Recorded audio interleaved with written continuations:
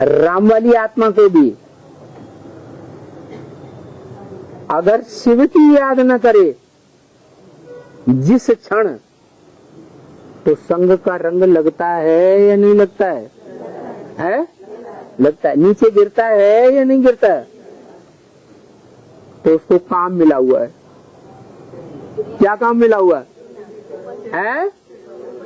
उसको जिन्नात का काम मिला हुआ है। क्या? भूत प्रेतों में सबसे बड़ा पावरफुल होता है जिन्नात। जिन्न कहते हैं उसको। दो शब्दों से मिलकर बनता है जिन्न। जित न। क्या? जित न माना जिन्न।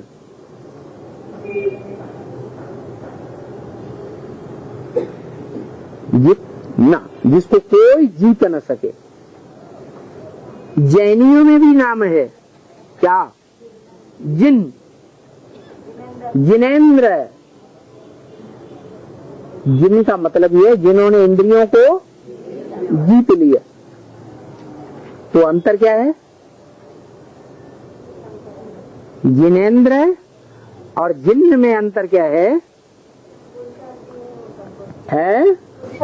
हाँ, जिसने इंद्रियों को जीत लिया वो जिनेंद्र, और जिन्न जिसको किसी ने नहीं जीता। जित ना माने इसे पतित दुनिया में जिसको कोई भी जीत नहीं सका, वो है जिन्न। उसको काम दिया है। क्या है? वो जिन्न कहता है मैं बहुत पावरफुल हूँ, मेरे को काम दे दो, मैं बेकार बैठा हूँ, नहीं तो मैं खा जाऊंगा। तो काम दिया, क्या करो? चलो। शंकर जी को दिखाते हैं ना चित्रों में? नहीं दिखाते? चित्रों में शंकर को याद की स्टेज में ऊपर चढ़ा हुआ दिखाते हैं। धर्म पिताओं को भी ऐसे ही दिखाते हैं। तो वो है उनकी चढ़ती कला की याद। तो ऊपर चढ़ रहे हैं, उनकी आत्मा ऊपर चढ़ रही है। ये डायरेक्शन गीता में दिया है। क्या? हरे आत्मा आत्मानम।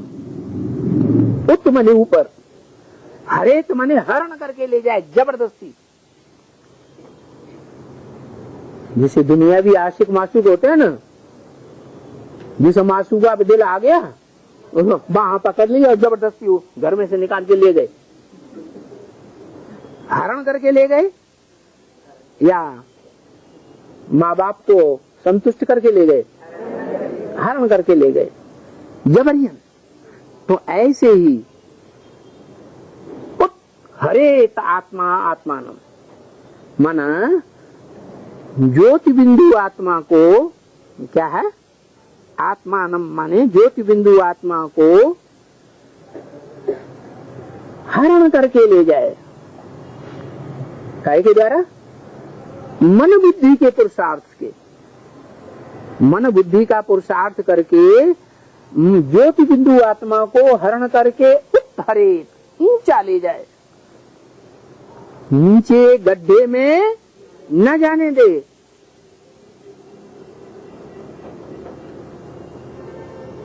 उसको कहेंगे पक्का कर्मयोगी।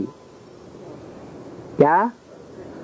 कर्मेंद्रियों से कर्म करे, लेकिन मन बुद्धि के द्वारा ज्योति बिंदु आत्मा को उत्थरे जबरियन हरण करके ऊपर ले जाए, ऊंची स्टेज में। नात्मानम अवसादयेत, मन बुद्धि रूपी ज्योति बिंदु आत्मा को अवसादयेत, नीचे गिरने न दे। क्या पुरुषार्थ करे? नीचे न गिरने दे। तो जिन्नात को धंधा दे दिया। वो तो है ही भूत प्रेत, तो खुद भी नीचे गिरता है, उसका स्वभाव है, और दूसरों से भी पाप कर्म करा देता है। तो उसको धंधा दिया, क्या करो, बार बार ऊपर चढ़ो, बार बार नीचे गिरो। तो उसको ये धंधा मिला हुआ है, सबसे जास्ती ऊपर चढ़ना और सबसे जास्ती नीचे गिरना। कितनी आत्माएं करती हैं? 8 आत्माएं हैं जो सबसे जास्ती चढ़ती भी है पुरुषार्थ में और फिर गिरती भी है। उतार चढ़ाव उनके जीवन में बहुत होता है।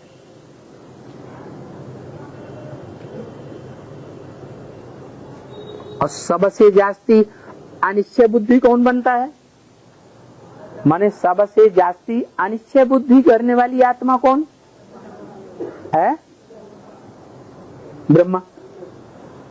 अनिश्चय रूपी मौत कितनी ब्रह्मा की होती है बार बार, उतनी और कोई आत्मा की नहीं होती। इस सृष्टि चक्र में ब्रह्मा वाली आत्मा, सतयुग की पहली पीढ़ी की पहली आत्मा, पहला पत्ता जितना जन्म मरण के चक्र में आता है उतना और कोई नहीं आता। तो नीचे गिरता होगा कि नहीं ज्यादा है? तो अपने शरीर से गिरता है, अपने साकार शरीर से गिरता है या सूक्ष्म शरीर से नीचे गिराता है? सूक्ष्म शरीर से नीचे गिराता है, तब नाम पड़ता है उसका शंकर। माने आत्माओं के पार्ट का संकरण है, मिश्रित पार्ट है। वो आत्मा चंद्रमा के रूप में कहते हैं ना, कृष्ण चंद्र। चंद्र शब्द क्यों लगाया कृष्ण के आगे? क्योंकि चंद्रमा कलाएं बढ़ती भी हैं और चंद्रमा की कलाएं घटती भी है। सबसे जास्ती किसकी कलाएं बढ़ती हैं? चंद्रमा की। कृष्ण की, राम की तो 14 कला और कृष्ण की 16 कला। बढ़ती राम की भी है, इसलिए राम को भी रामचंद्र कहते हैं। लेकिन जितनी कृष्ण की कला बढ़ती है, चढ़ती है, उतनी राम की नहीं बढ़ती। राम की 14 कला गाई हुई है और कृष्ण की 16 कला गाई हुई है। तो कृष्ण वाली आत्मा जो सबसे जास्ती 84 जन्म लेने वालों के बीच में सबसे जास्ती चढ़ती कला में भी जाता है और सबसे जास्ती जन्म मृत्यु के चक्र में सबसे जास्ती आता है। तो वो आत्मा सूक्ष्म शरीर से जिसमें भी सबसे जास्ती प्रवेश करने का उसका पार्ट नुदा हुआ है। किसके साथ नुदा हुआ होगा? हिसाब क्या है?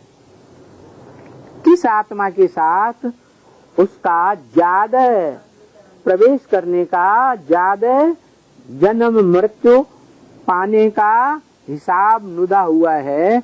निश्चय अनिश्चय के चक्र में उसमें प्रवेश करके ज्यादा पार्ट बजाता है।